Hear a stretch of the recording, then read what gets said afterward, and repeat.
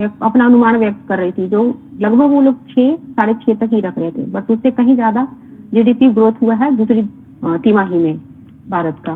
ठीक है, तो देखते हैं चालू वित्त वर्ष का जो दूसरी तिमाही है यानी जुलाई से सितंबर में भारतीय जीडीपी जो है उसका विकास दर 7.6% रहा, जो तमाम वैश्विक एजेंसियों का अनुमान है उससे कहीं ज्यादा रहा है।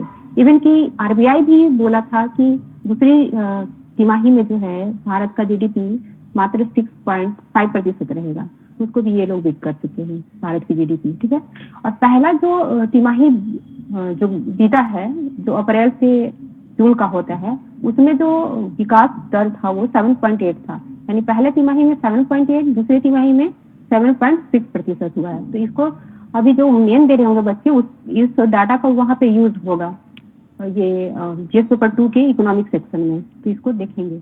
और इसमें और एक चीज बताया है कि दूसरी तिमाही में जो विकास दर हुआ है उसमें मैन्युफैक्चरिंग सेक्टर और सर्विस सेक्टर का बहुत बड़ा योगदान है।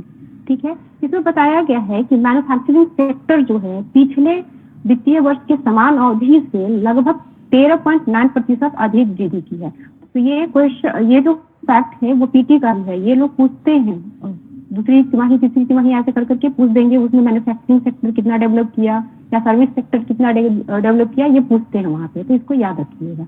ठीक है, और इसी में बताया गया है कि दूसरी तिमाही में जो है निजी खपत का जो हिस्सा है वो 56.8% है, और इसमें कृषि और उसके संबंधित जो सेक्टर है उसका विकास काफी कम देखा गया है, वो मात्र 1.2% रहा है। जो अभी मेन लिख रहे होंगे वहां पर कृषि की समस्या से संबंधित अगर वहां पूछते हैं और लिखना होगा तो इस पॉइंट का यूज वहां पे करेंगे, जैसे कृषि में विकास दर का कम होना, तो उसके तहत ये दिया जा सकता है कि दूसरी तिमाही में कृषि का विकास दर मात्र 1.2% रहा, जबकि यहाँ की लगभग 80% जो पॉपुलेशन है वो कृषि पे डिपेंड है रोजगार के लिए। ठीक है, तो ये काफी अच्छा होगा, वहाँ पे लेटेस्ट डाटा है तो ये यूजफुल होगा मेन के लिए। ठीक है, एक फोर्ब्स जो है वो एक जारी करते रहती है लिस्ट हमेशा कुछ ना कुछ, तो इन्होंने एक एशिया के उद्योगपति पर एक लिस्ट जारी किया है, उसमें उन्होंने वैसे लोगों को रखा है जो सर्वाधिक दान करते हैं। तो ये दानकर्ताओं की जो इनकी लिस्ट है इस लिस्ट में शामिल हुए हैं, और इस लिस्ट की ये विशेषता है कि इस बार किसी को कोई रैंकिंग नहीं दिया गया है। ठीक है, और कुछ दिन पहले हमने देखा था ये जो फोर्ब्स की सूची थी उसमें बताया गया था जो इंडिया के दानकर्ता के रूप में, तो उसमें बताया गया था कि ये जो निखिल कामत है वो सबसे कम उम्र के दानकर्ता बने हैं, तो इसको भी इस पॉइंट को भी याद रखेंगे। ठीक है, और एक और इकोनॉमी से संबंधित डेटा आया हुआ है, उसमें बताया गया है कि राजकोषीय घाटा जो है 2023-24 वित्तीय वर्ष के अप्रैल से अक्टूबर तक की अवधि के दौरान 8.03% रहा, जो बजट अनुमान था उसका लगभग 45% है। ठीक है, तो इसको भी याद रखेंगे, हो सकता है पूछ दे ये लोग पीटी में। इसी में बताया गया है कि जो सरकार है अपने जो बजट पेश किया था उसमें जो गवर्नमेंट है सेंट्रल गवर्नमेंट, वो राजकोषीय घाटा जो है 23-24 के लिए 17.86 लाख करोड़ रुपया या जीडीपी का 5.9% रहने का अनुमान लगाया है। तो प्रीवियस ईयर उठाकर देखेंगे तो वहां पे ऐसे पूछते रहते हैं ये लोग, खासकर ये जो प्रतिशत में दिया रहता है तो इसको बहुत अच्छे से याद रखेंगे, यानी कि बजट में जो है राजकोषीय घाटा का अनुमान जो लगाया गया है वो 5.9% है। ठीक है, एक और नया चीज हुआ है यहाँ पे महिला डेवलपमेंट, महिला के सशक्तिकरण के क्षेत्र में इसको दिया जा सकता है पॉइंट को। इसमें बताया गया है कि पुणे के खड़गवासला में 30 नवंबर को राष्ट्रीय रक्षा अकादमी यानी एनडीए की महिला कैडेटों के पहले बैच ने पासिंग आउट परेड में हिस्सा लिया है, तो काफी अच्छा डेवलपमेंट है महिलाओं के सशक्तिकरण में। तो जब भी इस पॉइंट का मेन में भी यूज किया जाएगा जब महिला से संबंधित अगर वहाँ पे सशक्तिकरण को दिखा रहे होंगे। और इसमें क्या है कि इस जो जगह है पुणे का ये खड़ग का वसला, इसको याद रखिएगा, हो सकता है ये पूछ दे ये कहाँ पे है। ठीक है, ऐसा क्वेश्चन हम लोग पहले पूछ चुके हैं, जैसे आपको याद होगा हैदराबाद के बारे में पूछ दिए थे। ठीक है, और देखते हैं आगे सुप्रीम कोर्ट में ये जो पॉइंट हम बता रहे हैं ना इसका यूज मेन नहीं होगा। ठीक है, ये इसमें जो सुप्रीम कोर्ट है वो एक टिप्पणी की है, इन्होंने बोला है कि जो केरल के राज्यपाल हैं आरिफ मोहम्मद खान, इनकी जो भूमिका की आलोचना की है उन्होंने कहा है कि राज्य के विश्वविद्यालयों के कुलपति के रूप में राज्यपाल कहीं और उठाए गए कदम पर रबर स्टाम्प नहीं लगा सकते हैं, वो अपना डिसीजन लेंगे, नहीं कि किसी और का थोपा हुआ डिसीजन वो सीधे सीधे मान ले। तो जब ये मेन में राज्यपाल के रबर स्टाम्प के रूप में दिखाना होगा तब भी यूज होगा, या ये राज्यपाल और राज्य के बीच में विवाद अगर पूछ दे क्वेश्चन में तब भी ये पॉइंट वहां जाएगा। तो वहां पे ये बताइएगा, क्योंकि ये कल का ही है, ये चीज सुप्रीम कोर्ट का टिप्पणी है, तो इससे इसको भूमिका में भी लिख सकते हैं और बीच में भी डाल सकते हैं, जहां आपको अच्छा लगे आप लोग यूज कर सकते हैं इसको। ठीक है, ठीक है। डेलावेयर विश्वविद्यालय, ये यूएसए की विश्वविद्यालय है, इनके क्लाइमेट हब की एक रिपोर्ट है, लॉस एंड डैमेज टुडे। ठीक है, इसके अनुसार बताया गया है कि जीवाश्म ईंधन के इस्तेमाल से होने वाले प्रदूषण से भारत में प्रति वर्ष 21,80,000 लोगों की मौत हो रही है, तो काफी बड़ा आंकड़ा है ये। इसका यूज आप पॉल्यूशन से रिलेटेड, जलवायु से रिलेटेड कुछ भी अगर मेन में लिखेंगे तो वहां यूज करेंगे। इसमें ये बताया गया है कि ये जो मौत है जो इंडिया में जो हो रही है पॉल्यूशन की वजह, क्लाइमेट चेंज की वजह से, जो 21,80,000 है, वो चाइना के बाद होने वाली दूसरी सबसे अधिक मौत है। ठीक है, और इसी रिपोर्ट में बताया गया है कि ये जो क्लाइमेट चेंज हो रहा है उसके वजह से 2022 में भारत को जीडीपी के 8% यानी लगभग 80 अरब डॉलर के बराबर का नुकसान हुआ है।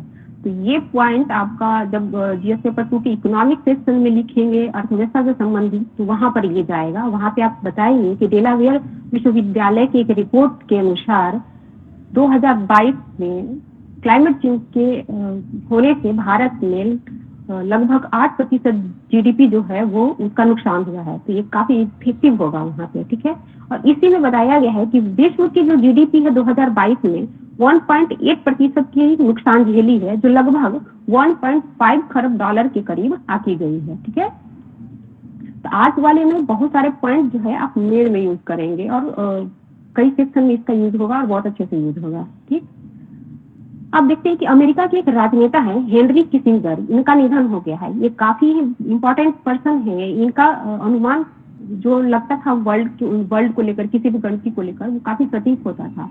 तो इनकी मौत हुई है और एक काफी हाईलाइटेड पर्सन रहे हैं, तो इनको एकदम याद ही रखिएगा ये कौन है।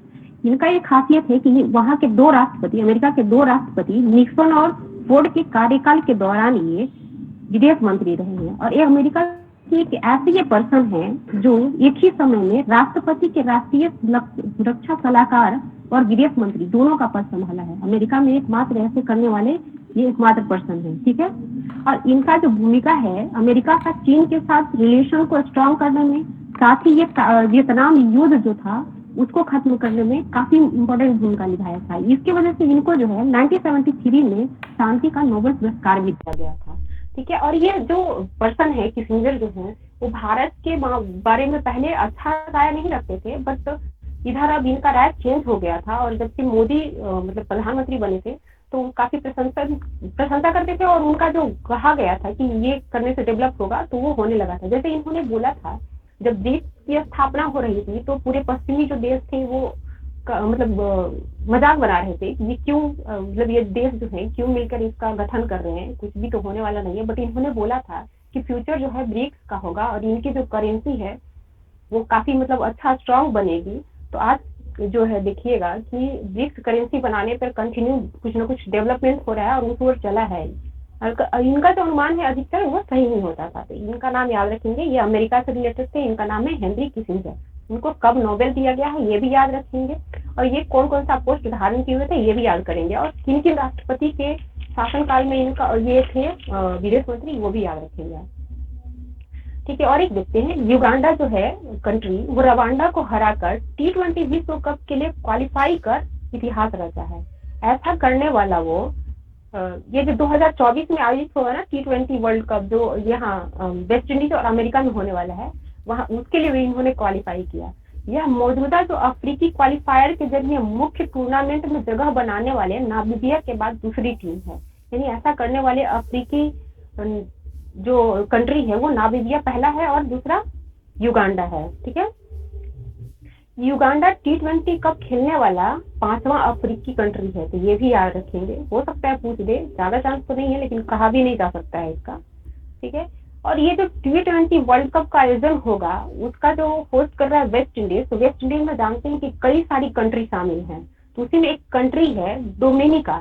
ठीक है, तो इन्होंने अपने यहाँ स्टेडियम कार्य समय पर पूरा न होने के वजह से T20 विश्व कप मैचों की मेजबानी से अपने आप को हटा लिया है। इनका ये जो डोमिनिका जो कंट्री है, वहां पर एक स्टेडियम है जो काफी फेमस है, उसका नाम याद रखेंगे आप लोग, विंसर पार्क स्टेडियम। ठीक है, ये हो सकता है पूछ दे। और युगांडा की राजधानी जो है कंपाला है, रवांडा की किगाली है और डोमिनिका की रोज है। तो आपको जो मतलब जो इधर कंट्री हाईलाइटेड हो रहे हैं, तो उनके मुद्रा के बारे में आपको जानना चाहिए, राजधानी के बारे में जानना चाहिए, कम से कम ये तो जानना चाहिए आपको। ठीक है, और ये जो वर्ल्ड कप आयोजित होगा T20 वर्ल्ड कप, उसमें 20 टीमें भाग ले रही हैं। ठीक है, एक और आगे देखते हैं कि ये जो बर्कशायर हैथवे के वाइस चेयरमैन है चार्ली मंगर, इनका भी निधन हुआ। ये भी अमेरिका से ही रिलेटेड है। इनके नेतृत्व में ये जो बर्कशायर हैथवे है, जो पहले ये टेक्सटाइल कंपनी थी, काफी सफल हुई और ये आज के डेट में निवेशक कंपनी के रूप में काफी मतलब आगे बढ़ रही है। ठीक है, ये दोनों नाम याद रखेंगे, इंटरनेशनल रूप में ये दोनों काफी फेमस है और इनको याद रखना होगा आपको। अमेरिका के खगोलविदों ने एक पृथ्वी से लगभग 100 प्रकाश वर्ष दूर मौजूद 6 ग्रहों के सौरमंडल का पता लगाया है। ठीक है, ये सभी जो ग्रह हैं HD 110067 नाम से चमकीले तारे की परिक्रमा कर रहे हैं, जो सूर्य के समान है। जो तारा है वो सूर्य के समान है, उसकी परिक्रमा कर रहे हैं ये 6 ग्रह। ठीक है, ये जो ग्रह है उत्तरी आकाश में कोमा बेरेनिस तारामंडल में मौजूद है। तो ये तारामंडल का नाम याद रखना होगा, हो सकता है पूछ दे ये क्या है, तो ये तारामंडल है, इसका नाम याद रखेंगे। ठीक है, अब देखते हैं जैसे COP28 का जो आयोजन हो रहा है ये UAE में, वो शुरू हो गया है कल से ही। ठीक है, तो इसके जो पहले दिन है वो हानि और क्षति कोष के संचालन पर समझौता किया गया है। और जैसे ही इस कोष पर समझौता हुआ, उसके बाद ही संयुक्त अरब अमीरात और जर्मनी ने यह घोषणा की कि वो इस कोष में 10 करोड़ अमेरिकी डॉलर डालेंगे। ठीक है, अरे हमारा प्रतिनिधित्व यानी भारत का प्रतिनिधित्व प्रधानमंत्री मोदी कर रहे हैं। वो इस तरह के पर्यावरण सम्मेलन में ग्लासगो और पेरिस के बाद UAE है, जहाँ पे वो तीसरी बार लगातार भाग ले रहे हैं। तो ये भी याद रखेंगे, हो सकता है पूछ दे कैवी बार ये पर्यावरण सम्मेलन में भाग ले रहे हैं। ठीक है, अब यहाँ पे देखते हैं बिहार से कुछ बिहार का न्यूज देखते हैं। जैसे राष्ट्रीय मूल्यांकन एवं प्रत्यायन परिषद यानी NAC द्वारा जो है ललित नारायण मिथिला विश्वविद्यालय को D++ ग्रेड दिया गया है। इसको जो ये ग्रेड जो बनाने के लिए इसको जो पॉइंट मिला है वो 2.78% मिला है। तो ये नाम तो याद रहेगा ही, बट ये जो अंक मिला है इसको वो भी याद रखेंगे, हो सकता है पूछेंगे। ठीक है, इसमें और एक चीज बताया गया है कि विश्वविद्यालय द्वारा NAC निरीक्षण से जमा की गई सेल्फ स्टडी रिपोर्ट यानी HSR के आधार पर इसको 70% अंक मिला और इसको D++ का ग्रेड मिला। इस विश्वविद्यालय को 2015 में भी D ग्रेड से मतलब B ग्रेड मिला था। ठीक है, तो ये भी याद रखेंगे। और अभी 61वीं राष्ट्रीय रोलर स्केटिंग प्रतियोगिता का आयोजन मतलब किया जाएगा 10 से 25 दिसंबर तक चंडीगढ़ और चेन्नई में। इसमें जो बिहार के 70 खिलाड़ी जो है भाग लेंगे, जिसमें से 50 जो खिलाड़ी हैं वो पटना से हैं और बाकी 20 अदर जिलों से हैं। ठीक है, तो ये याद रखिएगा कि 61वीं राष्ट्रीय रोलर स्केटिंग प्रतियोगिता के आयोजन जो है चंडीगढ़ और चेन्नई में किया जा रहा है। ठीक है, और बिहार में एक निवेश को लेकर 13 और 14 दिसंबर को पटना में बिहार बिजनेस कनेक्ट का आयोजन किया जा रहा है। ठीक है, इसमें जो है यहाँ के जो गवर्नमेंट है वो 22 देशों के उद्यमियों को बुलाया है यहाँ पे, ताकि वहाँ बिहार में निवेश को बढ़ सके, मतलब निवेश को बढ़ाया जा सके। ठीक है, तो इसका उद्घाटन जो है, इस आयोजन का उद्घाटन जो है बापू सभागार में किया जाएगा और इसका जो समापन होगा 14 दिसंबर को। उसमें अपने CM जो है उद्यमियों को संबोधित करेंगे और निवेश करने के लिए प्रेरित करेंगे। ठीक है, और इसी के मतलब निवेश को आकर्षित करने के लिए ये जो फ्रेजर रोड स्थित है BSFC भवन को औद्योगिक क्षेत्र के रूप में अधिसूचित किया गया है। ठीक है, और एक और महत्वपूर्ण योजना बिहार गवर्नमेंट द्वारा लाई गई है, उसका नाम है डिजिटल क्रॉप सर्वे योजना। इसका जो उद्घाटन है 30 नवंबर को किया गया है। तो आइए देखते हैं ये योजना क्या है। इस योजना के अनुसार मतलब इसकी जो शुरुआत की गई है वो शेखपुरा के अबेदाबाद शाहपुर गांव से की गई है। ये नाम याद रखेंगे आप लोग, क्योंकि ये गांव पूछ सकता है और पूछने का ट्रेंड भी है। जैसे कबीराबाद याद होगा आप लोग को। ठीक है, तो ये नाम बहुत अच्छे से याद रखिएगा और किस डिस्ट्रिक्ट में है वो भी याद रखिएगा। और ये डिजिटल क्रॉप सर्वे योजना कब शुरू गई है ये भी याद रखना होगा, 30 नवंबर से। ठीक है, ये जो योजना है अबेदाबाद शाहपुर गांव से शुरू किया गया है और इसके माध्यम से जो है किसानों को आपदा की स्थिति में सरकार से वास्तविक मुआवजा दिलाने एवं किस गांव में कौन सी फसल कितनी मात्रा में हो रही है जैसे आकलन के लिए शुरू किया गया है। काफी इम्पोर्टेंट है ये, किसानों के आर्थिक विकास के लिए अच्छी पहल है ये। ठीक है, तो इसका यूज मेन में भी किया जा सकता है, नहीं किया ही जाएगा, तो काफी अच्छा होगा ये। ठीक है, और ये जो सर्वे है ये कृषि एवं राजस्व भूमि विभाग के संयुक्त पहल पर शुरू की गई है। ठीक है, अभी जो अपना रबी मौसम चल रहा है इसमें 5 जिलों में ये शुरू की गई है। उसमें है शेखपुरा शामिल है, मुंगेर है, लखीसराय है, जहानाबाद है और नालंदा है। ठीक है, और 2024 में जब खरीफ फसल जब होगी तब पूरे जिले में इस योजना को लागू कर दिया जाएगा। ठीक है, और इसका जो उद्घाटन मतलब किया गया है वो कृषि सचिव संजय अग्रवाल ने इसका पायलट प्रोजेक्ट के आधार पर शुभारंभ किया है। तो ये नाम भी याद रखेंगे, हो सकता है पूछ दे, बहुत इंपॉर्टेंट नहीं है बट कहा नहीं जा सकता है कुछ भी। ठीक है, और ये जो सर्वे शुरू किया गया है उसका एक खास उद्देश्य है। इसका उद्देश्य ये है कि एक खास प्लॉट पर रियल टाइम में कौन सी फसल लगाई जा रही है वो पता करना। ठीक है, ताकि कृषि का डेवलपमेंट किया जाए। और ये जो है आने वाले दिन में मतलब अभी तक रबी से शुरू हो रहा है, फिर खरीफ के लिए शुरू किया जाएगा सारे डिस्ट्रिक्ट में, और कुछ दिन के बाद ये जो एक और फसल होती है जायद फसल, उसमें भी ये इसको लागू कर दिया जाएगा। तो यानी आने वाले दिनों में ये डिजिटल सर्वे का कार्य तीनों फसलों के लिए किया जाएगा।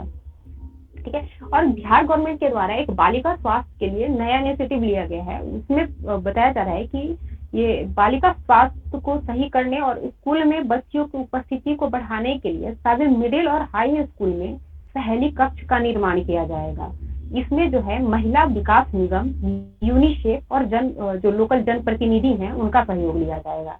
ठीक है, इसमें एक नोडल अधिकारी बनाया जाएगा और ये नोडल अधिकारी हैं वो हर सप्ताह इस कक्ष में बच्चियां जो वहाँ स्कूल में पढ़ रही हैं उनके साथ कम से कम 30 मिनट तक मीटिंग करेंगे और उनके स्वास्थ्य और समस्याओं पर चर्चा करेंगे और उसको सॉल्व करने का कोशिश करेंगे। ठीक है, तो ये जो सहेली कक्ष बनाया जाएगा स्कूलों में उसमें क्या क्या सम्मान मतलब क्या क्या उपलब्ध कराया जाएगा व्यवस्था, तो वो है सैनिटरी नैपकिन मशीन, पैड भस्मक मशीन, आपातकालीन समय के लिए बेड का व्यवस्था होगा और पेंटिंग और स्लोगन ऐसे लगाए जाएंगे जो बालिकाओं को मोटिवेट करते रहे। तो ये भी काफी अच्छा इनिशिएटिव है और इसका यूज आप मेन में करेंगे जब वो महिला से संबंधित पूछेगा या इंटरव्यू में भी इसका यूज होगा। जैसे कि इंटरव्यू में पूछ देता है कि बालिका से संबंधित स्कीम बताइए और लोग महिला से संबंधित स्कीम बता के चले आते हैं। ठीक है, तो वो नहीं करना है, बालिका से रिलेटेड जो भी है उसको अलग रखिए, महिला से रिलेटेड जो भी है उसको अलग रखिए। ठीक है, जो जहाँ जैसा पूछा जाए उसी के तरह उसका यूज करेंगे। चलिए आज के पेपर में इतना ही था। आप लोग जरा बताइए अब ये जो दूसरी तिमाही है अपना जो अभी जुलाई से सितंबर के बीच उसमें इंडियन जीडीपी जो है वो कितना ग्रोथ की है? 7.6%। हाँ, और पहली तिमाही में कितना ग्रोथ हुई थी? पहली तिमाही में 7.8। हाँ 7.8। और दूसरी तिमाही में कौन सा सेक्टर काफी स्ट्रॉन्ग मतलब दिखाया है विकास? आरबीआई मैन्युफैक्चरिंग और सर्विस सेक्टर है। सॉरी। हाँ, और कृषि और संबंधित क्षेत्र का कितना विकास रहा इसमें देखा गया? 1.2। ठीक है, इसको देखिए आप लोग, इसी टाइप का क्वेश्चन पूछ रहे हैं अभी पीटी में भी, नहीं देखेंगे तो कैसे होगा। चलिए ये जो फोर्ब्स द्वारा जो जारी किया गया है एशिया के सबसे दानवीरों की सूची, वो कैसी सूची है? ये 17वीं सूची है। 17। हाँ, और इसमें 3 इंडियन को शामिल किया गया है, जरा नाम बताइए उनका। नंदन नीलेकणी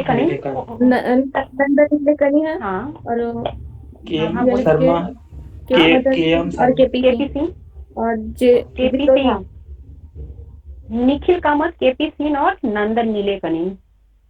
ठीक है, आप लोग तो वो कंपनी का ही नाम बता रहे हैं, आप लोग पर्सन को शामिल किया गया है ना कि कंपनी को। कामत भी तो है ना। हाँ क्या बोली? निखिल कामत। हाँ निखिल कामित है, जेरोधा बोल रही थी। ठीक है, राजकोषीय घाटा जो है अप्रैल से अक्टूबर